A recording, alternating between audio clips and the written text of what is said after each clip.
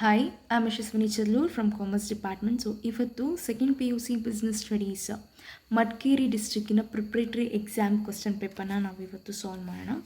ನೋಡಿ, ಸಾಧ್ಯ ಆದಷ್ಟು ಜಾಸ್ತಿ ಕ್ವಶನ್ ಪೇಪರ್ಸ್ನ ಸಾಲ್ವ್ ಮಾಡ್ತಾ ಹೋಗಿ. ನಿಮ್ಮ ಆ್ಯನ್ಯುವಲ್ ಎಕ್ಸಾಮ್ಸಿಗೆ ತುಂಬ ಹೆಲ್ಪ್ ಆಗ್ತಾ ಹೋಗುತ್ತೆ. ನೀವು ಎಷ್ಟು ಕ್ವಶನ್ ಪೇಪರ್ನ ಸಾಲ್ವ್ ಮಾಡ್ತೀರಾ, ಎಷ್ಟು ಕ್ವಶನ್ಸ್ನ ನೀವು ಸಾಲ್ವ್ ಮಾಡ್ತೀರಾ, ಅಷ್ಟು ಥರೋ ಆಗ್ತಾ ಹೋಗ್ತೀರಾ ನಿಮ್ಮ ಎಕ್ಸಾಮಿಗೆ. ಓಕೆ, ಸೊ ಇವತ್ತು ಮಡಿಕೇರಿ ಡಿಸ್ಟ್ರಿಕ್ಕಿನ ಕ್ವಶನ್ ಪೇಪರ್ ಸಾಲ್ವ್ ಮಾಡೋಣ. ಹಾಗೆ ಮೈಸೂರು ಡಿಸ್ಟ್ರಿಕ್ಕಿನ ಕ್ವಶನ್ ಪೇಪರ್ನು ಕೂಡ ನಾನು ವಿಡಿಯೋ ಮಾಡಿ ಅಪ್ಲೋಡ್ ಮಾಡಿರ್ತೀನಿ. ಅದನ್ನು ಒಂದು ಸತಿ ನೀವು ಸಾಲ್ವ್ ಮಾಡಿ. ಅದರಲ್ಲಿ ನಾನು ಆ ಒಂದು ಕ್ವಶನ್ ಪೇಪರ್ನ ನಾನು ವಿತ್ ಆನ್ಸರ್ಸ್ ಸಾಲ್ವ್ ಮಾಡೋಕ್ಕೆ ಹೋಗೋದಿಲ್ಲ. ಜಸ್ಟ್ ಒಂದು ಕ್ವಶನ್ಸ್ನ ನಾನು ವಿಡಿಯೋ ಮಾಡಿ ಹಾಕ್ತಾ ಹೋಗ್ತೀನಿ. ಓಕೆ, ನೋಡಿ, ಮೊದಲನೇದಾಗಿ ಪಾರ್ಟ್ ಎ ಅಲ್ಲಿ ನಮಗೆ ಏನು ಬರುತ್ತೆ, choose the correct answers, fill in the blanks, match the following, ಹಾಗೆ answer in one word or a sentence, ಆ ಕ್ವಶನ್ಸ್ ಬರುತ್ತೆ. ಮೊದಲನೇದಾಗಿ first mind choose the correct answer. ನೋಡಿ, ಈ ಒಂದು ಪಾರ್ಟ್ ಎನ ಯಾವುದೇ ಕಾರಣಕ್ಕೂ ನೆಗ್ಲೆಕ್ಟ್ ಮಾಡೋಕ್ಕೆ ಹೋಗ್ಬಿಡಿ. ಇದರಲ್ಲಿ ನೀವು ಆಲ್ಮೋಸ್ಟ್ 20 ಮಾರ್ಕ್ಸ್ನ ನೀವು ಸ್ಕೋರ್ ಮಾಡ್ಬೋದು. ಒಂದೂ ತಪ್ಪಿಲ್ಲದೆ ಬರೆದಾಗ ನೀವು ಇಲ್ಲಿ ಈ ಪಾರ್ಟ್ ಎಲ್ಲಿ 20 ಮಾರ್ಕ್ಸ್ನ ಈಸಿಯಾಗಿ ಸ್ಕೋರ್ ಮಾಡ್ತಾ ಹೋಗ್ಬೋದು. ಓಕೆ, ಸೊ ಪಾರ್ಟ್ ಎನ ಯಾವುದೇ ಕಾರಣಕ್ಕೂ ನೆಗ್ಲೆಕ್ಟ್ ಮಾಡೋಕ್ಕೆ ಹೋಗಿ. Okay, so part A, first mind choose the correct answer.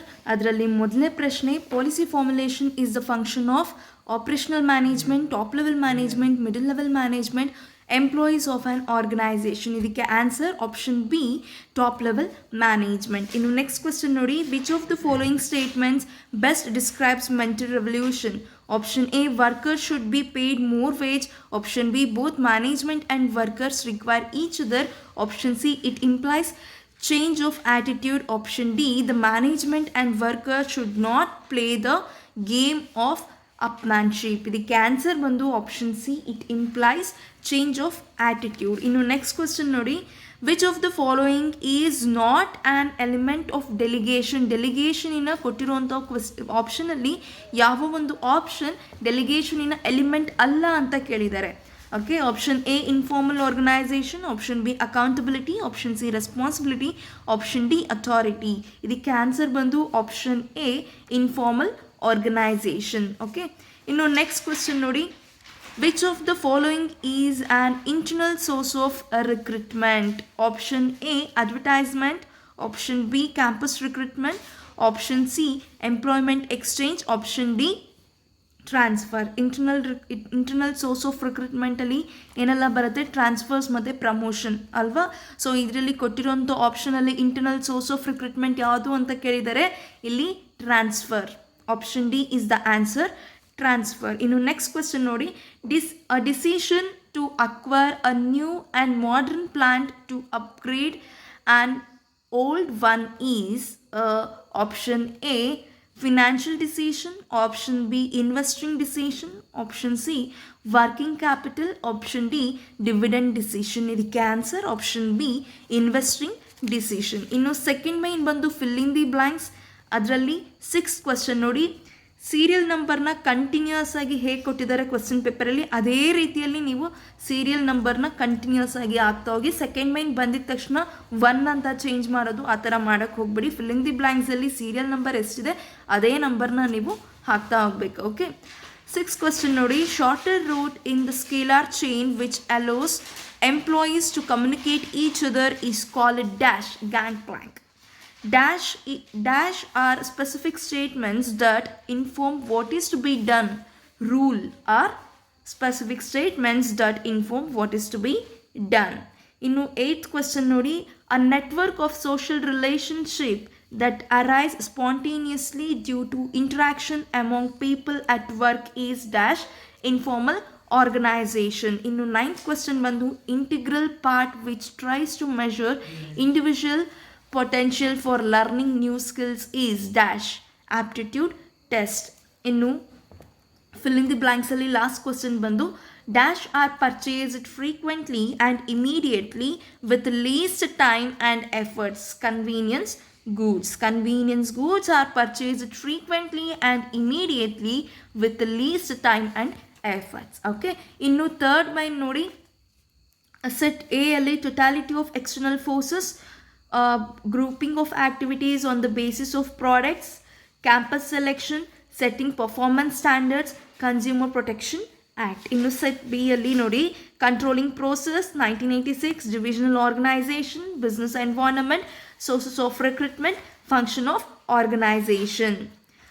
So totality of external forces ಇದಕ್ಕೆ ಬಿಸ್ನೆಸ್ ಎನ್ವೈರನ್ಮೆಂಟ್ ಮೀನಿಂಗ್ ಯಾರಿಗೆ ಗೊತ್ತಿರುತ್ತೆ ಅವರು ಇದನ್ನು ಈಸಿಯಾಗಿ ಮ್ಯಾಚ್ ಮಾಡ್ತೀರಾ. Grouping of activities on the basis of products ಇದೂ ಅಷ್ಟೇ ಡಿವಿಷನಲ್ ಆರ್ಗನೈಸೇಷನ್. ಇನ್ನು ಕ್ಯಾಂಪಸ್ ಸೆಲೆಕ್ಷನ್ ಬಂದು ಸೋರ್ಸಸ್ ಆಫ್ ರಿಕ್ರೂಟ್ಮೆಂಟನ್ನು ನೀಟಾಗಿ ಓದಿದ್ದೆ ಆದರೆ ಕ್ಯಾಂಪಸ್ ಆಫ್ ಸೆಲೆಕ್ಷನ್ ಎಲ್ಲಿ ಬರುತ್ತೆ ಅನ್ನೋದು ನಿಮಗೆ ಗೊತ್ತಿರುತ್ತೆ. ಸೆಟ್ಟಿಂಗ್ ಪರ್ಫಾರ್ಮೆನ್ಸ್ ಸ್ಟ್ಯಾಂಡರ್ಡ್ಸ್ ಇದೊಂದು ಕಂಟ್ರೋಲಿಂಗ್ ಪ್ರೋಸೆಸ್ ನಿಮಗೆ ಗೊತ್ತಿತ್ತು ಅಂದರೆ ಇದಕ್ಕೆ ನೀವು ಈಸಿಯಾಗಿ ಮ್ಯಾಚ್ ಮಾಡ್ತೀರಾ. ಇನ್ನು ಕನ್ಸ್ಯೂಮರ್ ಪ್ರೊಟೆಕ್ಷನ್ ಆ್ಯಕ್ಟ್ ಬಂದು 1986.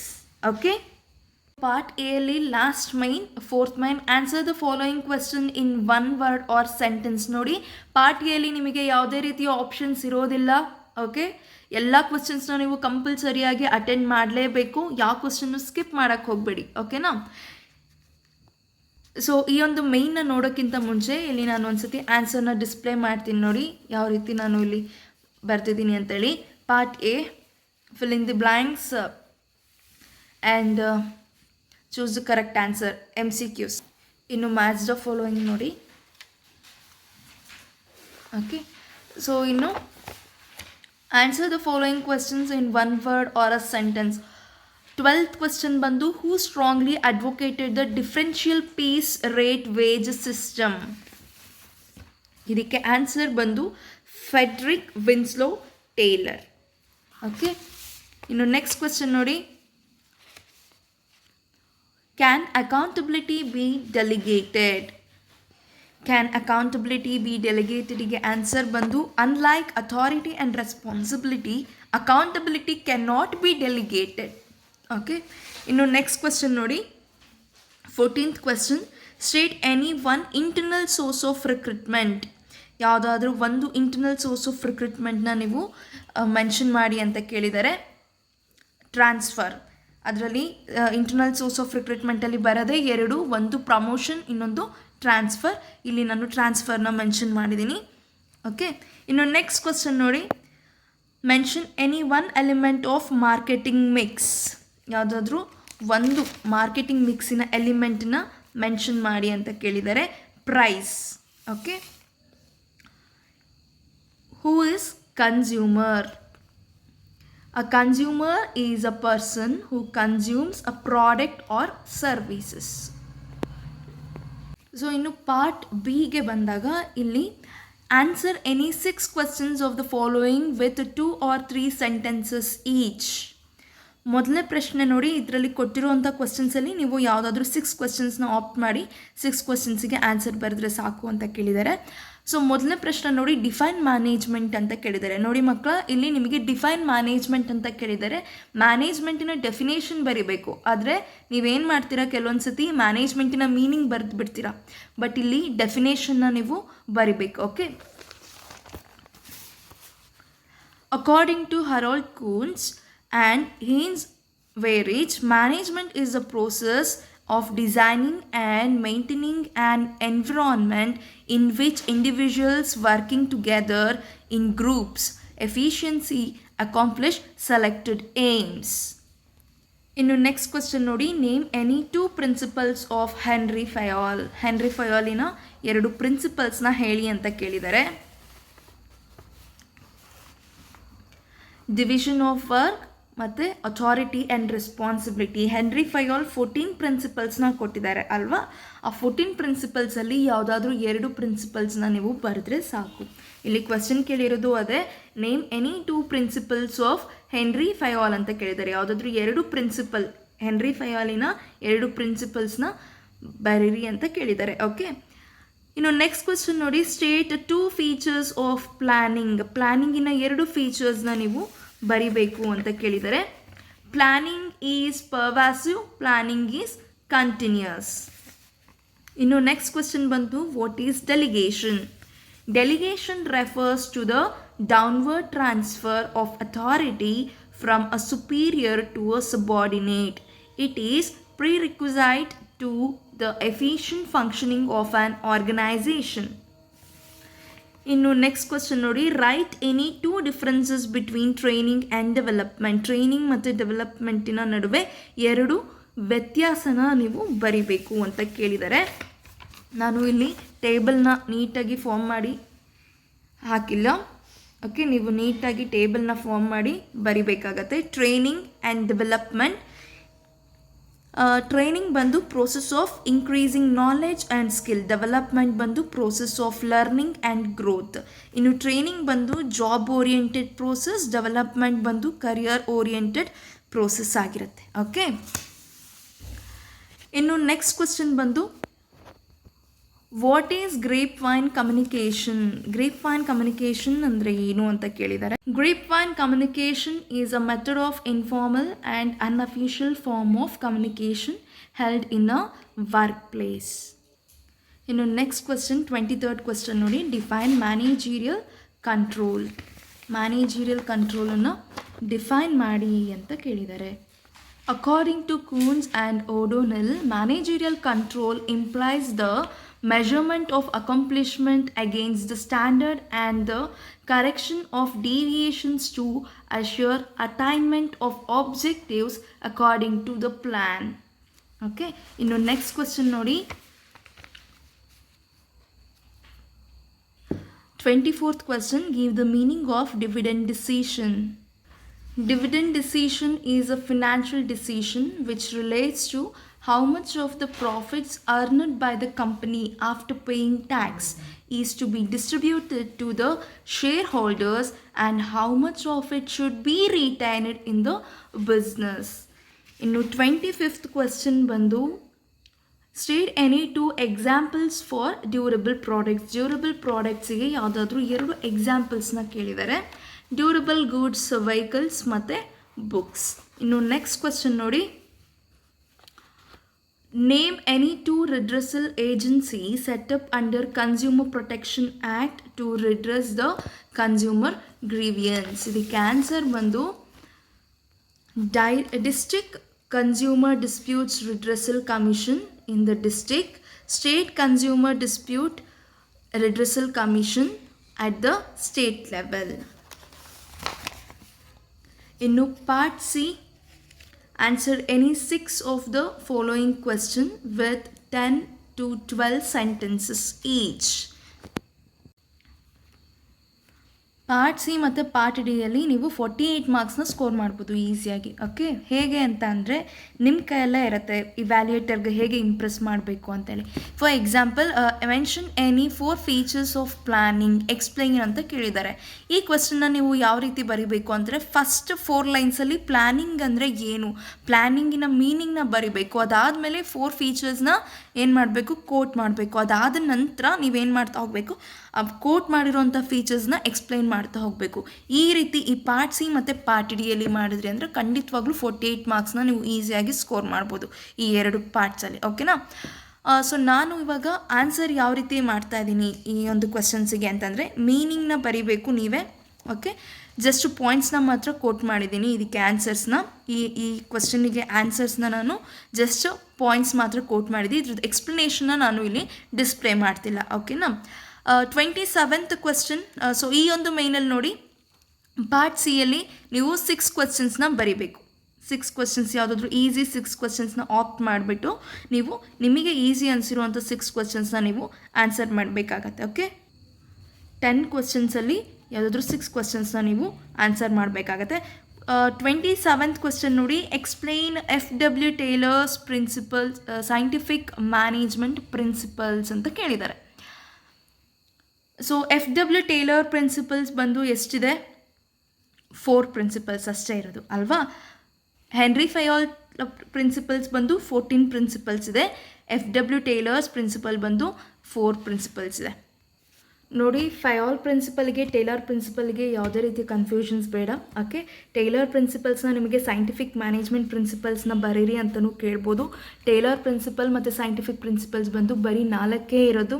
Okay, science not rule of thumb, harmony not discord, cooperation not individualism, ಹಾಗೆ ಫೋರ್ತ್ ಪ್ರಿನ್ಸಿಪಲ್ ಬಂದು development of each and every person to his or her greatest efficiency and prosperity. Okay, so FW Taylor principles ಬಂದ್ಬಿಟ್ಟು ಬರೀ 4 ಕೊಟ್ಟಿದ್ದಾರೆ. FW Taylor ಬರೀ 4 ಪ್ರಿನ್ಸಿಪಲ್ಸ್ನ ಕೊಟ್ಟಿದ್ದಾರೆ. Okay, ಇನ್ನು ಫಯಾಲ್ principal ಬಂದು 14 ಇದೆ. ಟೇಲರ್ ಪ್ರಿನ್ಸಿಪಲ್ಸ್ಗೆ ಮತ್ತು ಫಯಾಲ್ ಪ್ರಿನ್ಸಿಪಲ್ಸ್ಗೆ ಕನ್ಫ್ಯೂಷನ್ಸ್ ಬೇಡ. ಇನ್ನು ನೆಕ್ಸ್ಟ್ ಕ್ವೆಶ್ಚನ್ ನೋಡಿ, explain any 4 dimensions of a business environment. Business ಎನ್ವಾರ್ನ್ಮೆಂಟಿನ 4 ಡೈಮೆನ್ಷನ್ಸ್ನ ಎಕ್ಸ್ಪ್ಲೈನ್ ಮಾಡಿ ಅಂತ ಕೇಳಿದ್ದಾರೆ. ಫಸ್ಟು ಏನು ಮಾಡಬೇಕು, ಬಿಸ್ನೆಸ್ ಎನ್ವಾರ್ನ್ಮೆಂಟಿನ ಮೀನಿಂಗ್ ಬರಿಬೇಕು. ಅದಾದ ನಂತರ 4 ಡೈಮೆನ್ಷನ್ಸ್ ಏನಿದೆ ಅದನ್ನು ಮೆನ್ಷನ್ ಮಾಡಿ, ಅದಾದಮೇಲೆ ಅದರದ್ದು ಆನ್ಸರ್ಸ್ನ ಬರೀತಾ ಹೋಗಬೇಕು. ಓಕೆ, ಸೊ ಮೊದಲನೇ ಡೈಮೆನ್ಷನ್ ಬಂದು economic environment, social environment, technological environment ಹಾಗೆ ಪೊಲಿಟಿಕಲ್ ಎನ್ವಾರ್ನ್ಮೆಂಟ್. ಇನ್ನು 29th ಕ್ವೆಶ್ಚನ್ ನೋಡಿ, mention any 4 features of planning. Explain 4 features, ಪ್ಲ್ಯಾನಿಂಗಿನ 4 ಫೀಚರ್ಸ್ನ ಎಕ್ಸ್ಪ್ಲೈನ್ ಮಾಡಿ ಅಂತ ಕೇಳಿದ್ದಾರೆ. ಫಸ್ಟು ಪ್ಲ್ಯಾನಿಂಗ್ ಅಂದರೆ ಏನು, ಅದ್ರದ್ದು ಮೀನಿಂಗ್ ಬರೀತಾ ಹೋಗಬೇಕು. ಆಮೇಲೆ ಫೀಚರ್ಸ್ನ ಕೋಟ್ ಮಾಡ್ತಾ ಹೋಗಬೇಕು. Planning is pervasive, planning is a primary function of management, planning is a continuous, planning is futuristic. ಇದನ್ನು ಕೋಟ್ ಮಾಡಿ ಆದ ನಂತರ ಇದ್ರದ್ದು ಎಕ್ಸ್ಪ್ಲನೇಷನ್ನ ನೀಟಾಗಿ ಬರಿತಾ ಹೋಗಿ. ಓಕೆನಾ. ಇನ್ನು 30th ಕ್ವೆಶ್ಚನ್ ನೋಡಿ, explain any 4 external source of recruitment. Internal source ಕೇಳಿಲ್ಲ. ಇಂಟರ್ನಲ್ ಸೋರ್ಸಲ್ಲಿ ಎಷ್ಟಿದೆ, 2 ಇರೋದು, ಪ್ರಮೋಷನ್ ಮತ್ತು ಟ್ರಾನ್ಸ್ಫರ್. ಇಲ್ಲಿ ಕೇಳಿರೋದೇನು, external source of recruitment, external source. Okay, external source, confusions ಮಾಡ್ಕೊಳ್ಳೋದು ಬೇಡ. ಮೊದಲನೇದಾಗಿ ಮೀನಿಂಗ್ ಆಫ್ ರಿಕ್ರೂಟ್ಮೆಂಟ್ ಬರಿಬೇಕು. ರಿಕ್ರೂಟ್ಮೆಂಟಿನ ಮೀನಿಂಗ್ ಬರಿಬೇಕು. 4 ಎಕ್ಸ್ಟರ್ನಲ್ ಸೋರ್ಸ್ ಆಫ್ ರಿಕ್ರೂಟ್ಮೆಂಟ್, ಅದರಲ್ಲಿ direct recruitment, casual collars, advertisement ಹಾಗೆ ಎಂಪ್ಲಾಯ್ಮೆಂಟ್ ಎಕ್ಸ್ಚೇಂಜ್. ಈ 4 ಸೋರ್ಸಸ್ನ ನೀವು ಏನು ಮಾಡಬೇಕು, ಮೆನ್ಷನ್ ಮಾಡಿ. ಅದಾದ ನಂತರ ಇದ್ರದ್ದು ಪ್ರಾಪರ್ ಆಗಿರೋಂಥ ಎಕ್ಸ್ಪ್ಲನೇಷನ್ನ, ಕ್ವಾಂಟಿಟಿ ಕ್ವಾಲಿಟಿ ಎರಡೂ ಚೆನ್ನಾಗಿದ್ದು ಆನ್ಸರ್ನ ನೀವು ಎಕ್ಸ್ಪ್ಲೈನ್ ಮಾಡ್ತಾ ಹೋಗಬೇಕು. ಓಕೆ, ಇನ್ನು ನೆಕ್ಸ್ಟ್ ಕ್ವೆಶ್ಚನ್ ನೋಡಿ, 31st question, explain any 4 types of on the job training. On the job ಟ್ರೈನಿಂಗಿನ 4 ಟೈಪ್ಸ್ನ ಹೇಳಿ, ಮೆನ್ಷನ್ ಮಾಡಿ ವಿತ್ ಎಕ್ಸ್ಪ್ಲನೇಷನ್ ಅಂತ ಕೇಳಿದ್ದಾರೆ. ಫಸ್ಟು ಟ್ರೈನಿಂಗ್ ಮೀನಿಂಗ್ ಬರೀರಿ. ಆಮೇಲೆ ಆನ್ ದ ಜಾಬ್ ಟ್ರೈನಿಂಗ್ ಮೆಥಡ್ಸಲ್ಲಿ apprenticeship programmes, coaching, internship training, job rotation. ಇಷ್ಟು 4 ಪಾಯಿಂಟ್ಸ್ನ ನೀವು ನೀಟಾಗಿ ಎಕ್ಸ್ಪ್ಲೈನ್ ಮಾಡ್ತಾ ಹೋಗಿ. ಇನ್ನು 32ನೇ ಪ್ರಶ್ನೆ ನೋಡಿ, explain the importance of controlling in an organisation. Controlling ಇಂಪಾರ್ಟೆನ್ಸ್ನ ಕೇಳಿದ್ದಾರೆ. ಆರ್ಗನೈಸೇಷನಲ್ಲಿ ಕಂಟ್ರೋಲಿಂಗಿನ ಇಂಪಾರ್ಟೆನ್ಸ್ ಮೊದಲನೇದಾಗಿ ಮೀನಿಂಗ್ ಬರೀರಿ ಕಂಟ್ರೋಲಿಂಗಿಂದು, ಹಾಗೆ ಇಂಪಾರ್ಟೆನ್ಸ್ನ ಕೋಟ್ ಮಾಡ್ತಾ ಹೋಗಿ. It helps accomplishing organisational goals, it helps in judging accuracy of standards, it helps in making efficient use of resources, ಹಾಗೆ it helps in improving employee motivation. Okay, ಈ 4 ಪಾಯಿಂಟ್ಸ್ನ ಬರೆದು ನೀಟಾಗಿ ಎಕ್ಸ್ಪ್ಲನೇಷನ್ ಮಾಡ್ತಾ ಹೋಗಬೇಕು. ಇನ್ನು 33 ಕ್ವೆಶ್ಚನ್ ನೋಡಿ, explain any 4 factors affecting the working capital requirement of a business. ಇದಕ್ಕೆ answer ಬಂದು factors affecting the working capital requirement of a business. First factor ಬಂದು nature of business, scale of operation. ಇನ್ನು 3rd factor ಬಂದು business cycle. 4th factor ಬಂದು seasonal factors. ಇನ್ನು 34th question ನೋಡಿ, list out any 4 differences between market and marketing. ಯಾವುದಾದ್ರೂ 4 differences ಹೇಳಿ market ಮತ್ತು ಮಾರ್ಕೆಟಿಂಗಿಂದು ಅಂತ ಕೇಳಿದ್ದಾರೆ. Market deals with buyer and seller. Marketing deals with the buyers and sellers concerning with the activities of buying and selling. In the second difference bandu, market is concerned with point of time. Marketing is concerned with period of time. Third difference bandu, it is the total demand of a product or service. Innu marketing kade bandaga, it is an organizational function aims at effectively meeting the needs and wants of the customers. In the last difference nodi, market alli the market varies by product and place demand. In marketing kade bandaga, marketing remains same irrespective of product. ಇನ್ನು 35th question ನೋಡಿ, explain the functions of packaging. ಮೊದಲನೇದು ನಾವೇನು ಮಾಡಬೇಕು, first 4 ಲೈನ್ಸಲ್ಲಿ ಪ್ಯಾಕೇಜಿಂಗಿನ meaning ಬರೀರಿ. ಅದಾದಮೇಲೆ ಫಂಕ್ಷನ್ಸ್ನ mention ಮಾಡಿ. First function ಬಂದು ಪ್ರಾಡಕ್ಟ್ ಐಡೆಂಟಿಫಿಕೇಷನ್, ಪ್ರಾಡಕ್ಟ್ ಪ್ರೊಟೆಕ್ಷನ್, ಇನ್ನು ಥರ್ಡ್ ಫಂಕ್ಷನ್ ಬಂದು facilitating use of product. Fourth function ಬಂದು ಪ್ರಾಡಕ್ಟ್ ಪ್ರಮೋಷನ್. ಓಕೆ, ಇನ್ನು 36th question, last question part C ಅಲ್ಲಿ discuss any 4 rights of consumer. ಕನ್ಸ್ಯೂಮರಿನ ರೈಟ್ಸ್ ಯಾವ್ದಾದ್ರು 4 ರೈಟ್ಸ್ನ ಬರೀರಿ ಅಂತ ಕೇಳಿದ್ದಾರೆ. ಫಸ್ಟ್ ರೈಟ್ ಬಂದು right to safety, right to be informed, right to choose. ಇನ್ನು ಫೋರ್ತ್ ರೈಟ್ಸ್ ಬಂದು right to B heard. Okay, ಇನ್ನು ಪಾರ್ಟ್ ಡಿ ಅಲ್ಲಿ 5 ಕ್ವೆಶ್ಚನ್ಸ್ ಕೊಟ್ಟಿರ್ತಾರೆ. ಅದರಲ್ಲಿ ನಾವು ಯಾವುದಾದ್ರೂ 3 ಈಸಿ ಕ್ವೆಶ್ಚನ್ಸ್ನ ನಾವು ಆಪ್ಟ್ ಮಾಡಿ ನಮಗೆ ಬರುವಂತಹ 3 ಕ್ವೆಶ್ಚನ್ಸ್ನ ನಾವು ಆನ್ಸರ್ ಮಾಡಿದರೆ ಇಲ್ಲಿ ನಾವು ಈಸಿಯಾಗಿ 24 ಮಾರ್ಕ್ಸ್ನ ನಾವು ಸ್ಕೋರ್ ಮಾಡ್ಬೋದು. Okay, answer any 3 questions of the following in 20 to 25 sentences each. ಒಂದು ಕ್ವೆಶ್ಚನ್ ಮಿನಿಮಮ್ 20 ಇಂದ 25 ಸೆಂಟೆನ್ಸಸ್ ಇರಬೇಕು ಅಂತ, ಅದಕ್ಕಿಂತ ಜಾಸ್ತಿನೇ ಆಗುತ್ತೆ ನನ್ನ ಪ್ರಕಾರ. ಮೊದಲನೇದಾಗಿ what is management, explain the characteristics feature of management. Management ಅಂತ ಅಂದರೆ ಇಲ್ಲಿ ಡೈರೆಕ್ಟ್ ಕ್ವೆಶ್ಚನ್ ಕೇಳಿದರೆ ಅವರಿಗೆ ಮ್ಯಾನೇಜ್ಮೆಂಟ್ ಅಂದರೆ ಏನು ಅಂತ ಬರೀರಿ, ಅದ್ರ ಜೊತೆಗೆ ಮ್ಯಾನೇಜ್ಮೆಂಟಿನ ಫೀಚರ್ಸ್ ಬರೀರಿ ಅಂತ ಕೇಳಿದ್ದಾರೆ. ಮ್ಯಾನೇಜ್ಮೆಂಟಿನ ಮೀನಿಂಗ್ನ ನೀವು ಬರೀಬೇಕು, ಅದು ತುಂಬ ಈಸಿ, ಎಲ್ಲರೂ ಕಲ್ತಿರ್ತೀರ. ಒಂದು 4-5 ಲೈನ್ಸ್ ಆಗುತ್ತೆ. ಮ್ಯಾನೇಜ್ಮೆಂಟಿನ ಮೀನಿಂಗ್ ಬರೀರಿ. ಅದಾದ ನಂತರ characteristics features of management. Management is a goal oriented, management is a pervasive, management is a multi dimensional. ಅದರಲ್ಲಿ management of work, management of people, management of operation. ಇನ್ನು ಫೋರ್ತ್ ಫೀಚರ್ ಬಂದು management is a continuous process, management is a group activity, management is a dynamic function. ಇನ್ನು last feature ಬಂದು management is an intangible force. ನೋಡಿ, ನಾನು ಇಲ್ಲಿ just ಪಾಯಿಂಟ್ಸ್ನ coat ಮಾಡಿದ್ದೀನಿ ಅಷ್ಟೇ, ಪಾಯಿಂಟ್ಸ್ನ mention ಮಾಡಿದ್ದೀನಿ. ನೀವು ಇದಕ್ಕೆ ಪ್ರಾಪರ್ ಆಗಿರುವಂತಹ ಬೇಕಾಗಿರುವಂಥ ಎಕ್ಸ್ಪ್ಲನೇಷನ್ನ ನೀವು ಮಾಡ್ತಾ ಹೋಗಬೇಕು. ಓಕೆ, ಇನ್ನು ನೆಕ್ಸ್ಟ್ ಕ್ವೆಶ್ಚನ್ ನೋಡಿ, what is organising, explain the importance of organising. Organising ಅಂದರೆ ಏನು, ಅದ್ರದ್ದು ಇಂಪಾರ್ಟೆನ್ಸ್ನ ಎಕ್ಸ್ಪ್ಲೈನ್ ಮಾಡಿ ಅಂತ ಕೇಳಿದ್ದಾರೆ. ಆರ್ಗನೈಸಿಂಗಿನ ಮೀನಿಂಗ್ ಬರೀರಿ, ಆಮೇಲೆ ಇಂಪಾರ್ಟೆನ್ಸ್ ಏನು ಅಂತ ನೋಡಿ. Benefits of specialisation, clarity of working relationship, optimum utilisation of resources, adaptation to change, effective administration, development of personnel, expansion and growth. ಇದಿಷ್ಟು ಆರ್ಗನೈಸಿಂಗಿನ ಇಂಪಾರ್ಟೆನ್ಸ್ ಆಗಿರುತ್ತೆ. ನೋಡಿ, ಇನ್ನು 39th ಕ್ವೆಶ್ಚನ್ ನೋಡಿ, suggest measures to overcome the barriers to effective communication ಅಂತ ಕೇಳಿದ್ದಾರೆ. Measures to overcome the barriers and improve communication effectiveness.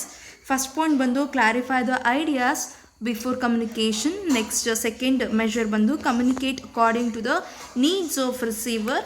Third measure ಬಂದು consult others before communicating. ಇನ್ನು ಫೋರ್ತ್ ಮೆಷರ್ ಬಂದು be aware of language, tones and content of message. ಇನ್ನು next ನೋಡಿ, convey things of help and value to listener. ಇನ್ನು 6th one ಬಂದು ensure proper feedback. ಇನ್ನು 7th measure ಬಂದು communicate for present as well as a future. ಆಮೇಲೆ 8th measure ಬಂದು follow up communication. ಇನ್ನು 9th measure ಬಂದು be a good listener. ಇನ್ನು next question ನೋಡಿ, explain any 8 functions of marketing. ಮಾರ್ಕೆಟಿಂಗಿನ 8 ಫಂಕ್ಷನ್ಸ್ನ ಎಕ್ಸ್ಪ್ಲೈನ್ ಮಾಡಿ ಅಂತ ಕೇಳಿದ್ದಾರೆ. ಮೊದಲನೇದಾಗಿ ನೀವು ಏನು ಬರೀಬೇಕು, ಮಾರ್ಕೆಟಿಂಗಿನ ಮೀನಿಂಗ್ ಬರೀರಿ. ಅದಾದ ನಂತರ ಫಂಕ್ಷನ್ಸ್ ಆಫ್ ಮಾರ್ಕೆಟಿಂಗಿನ ಪಾಯಿಂಟ್ಸ್ನ ಕೋಟ್ ಮಾಡ್ತಾ ಹೋಗಿ. ಫಸ್ಟ್ ಫಂಕ್ಷನ್ ಬಂದು ಮಾರ್ಕೆಟಿಂಗ್ ಪ್ಲ್ಯಾನಿಂಗ್, ಸೆಕೆಂಡ್ ಫಂಕ್ಷನ್ ಬಂದು ಪ್ರಾಡಕ್ಟ್ ಡಿಸೈನಿಂಗ್ ಆ್ಯಂಡ್ ಡೆವಲಪ್ಮೆಂಟ್. ಇನ್ನು ಥರ್ಡ್ ಫಂಕ್ಷನ್ ಬಂದು standardisation and grading. Fourth function ಬಂದು packaging and labelling, branding, promotion, physical distribution, transportation. ಇದಿಷ್ಟು ಮಾರ್ಕೆಟಿಂಗಿನ ಫಂಕ್ಷನ್ಸ್ ಆಗಿರುತ್ತೆ. ಇನ್ನು ನೆಕ್ಸ್ಟ್ ಕ್ವೆಶ್ಚನ್ ನೋಡಿ, explain the advantages and limitations of advertising. ಅಡ್ವರ್ಟೈಸಿಂಗಿನ ಲಿಮಿಟೇಷನ್ಸ್ ಮತ್ತು ಅಡ್ವಾಂಟೇಜಸ್ನ ಎಕ್ಸ್ಪ್ಲೈನ್ ಮಾಡಿ ಅಂತ ಕೇಳಿದ್ದಾರೆ. ಮೊದಲನೇದಾಗಿ ಅಡ್ವರ್ಟೈಸಿಂಗಿನ ಮೀನಿಂಗ್ಸ್ ಬರೀರಿ 4 ಲೈನ್ಸಲ್ಲಿ. ಅದಾದ ನಂತರ ಮೆರಿಟ್ಸ್ನ ಕೋಟ್ ಮಾಡ್ತಾ ಹೋಗಿ. ಮೆರಿಟ್ಸಲ್ಲಿ mass reach, enhancing customer satisfaction and confidence.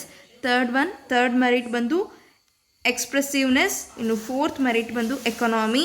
ಇನ್ನು ಡಿಮೆರಿಟ್ಸ್ ಕಡೆ ಬಂದಾಗ less forceful, lack of feedback, inflexibility, low effectiveness. ಇದಿಷ್ಟು ಮೆರಿಟ್ಸ್ ಮತ್ತು ಡಿಮೆರಿಟ್ಸ್ ಆಗಿರುತ್ತೆ. ನೋಡಿ, ಇಲ್ಲಿ ಕೊಟ್ಟಿರುವಂತಹ ಕ್ವಶನ್ ಪೇಪರಲ್ಲಿ ಕೊಟ್ಟಿರುವಂತಹ ಕ್ವಶನ್ಸ್ನ ನೀಟಾಗಿ ತರೋಗಿ ಹೋದರೆ ಈ ಕ್ವಶನ್ ಪೇಪರಲ್ಲಿ ಯಾವುದಾದ್ರೂ ಒಂದು ಅಟ್ಲೀಸ್ಟ್ ಒಂದು ಟೂ ಟು ತ್ರೀ ಕ್ವಶನ್ಸ್ ಆದರೂ ನಿಮ್ಮ ಎಕ್ಸಾಮ್ಸಿಗೆ ಬರ್ಬೋದು. 2-3 ಕ್ವಶನ್ಸ್ ಅಂತ ಅಲ್ಲ, ಇದರಲ್ಲಿ ಆಲ್ಮೋಸ್ಟ್ ಒಂದು 50-80% ಅಂತೂ ಕವರ್ ಮಾಡೇ ಮಾಡ್ತಾರೆ ನಿಮ್ಮ ಆ್ಯನ್ಯುವಲ್ ಎಕ್ಸಾಮಲ್ಲಿ. ಓಕೆ, ಸೊ ನೆಗ್ಲೆಕ್ಟ್ ಮಾಡೋಕ್ಕೆ ಹೋಗ್ಬೇಡಿ, ಚೆನ್ನಾಗಿ ಮಾಡಿ. ಆ್ಯನ್ಯುವಲ್ ಎಕ್ಸಾಮಿಗೆ ಪ್ರಿಪ್ರೇಟ್ರಿ ಕ್ವಶನ್ಸ್ ಏನಿರುತ್ತೆ, ಪ್ರಿಪ್ರೇಟ್ರಿ ಎಕ್ಸಾಮ್ಸಿಂದು ಬೇರೆ ಬೇರೆ ಡಿಸ್ಟ್ರಿಕ್ಕಿನ ಕ್ವಶನ್ ಪೇಪರ್ಸ್ ಏನು ಸಿಗುತ್ತೆ ಅದೆಲ್ಲದನ್ನು ಸಾಲ್ವ್ ಮಾಡ್ತಾ ಹೋಗಿ. Okay, thank you.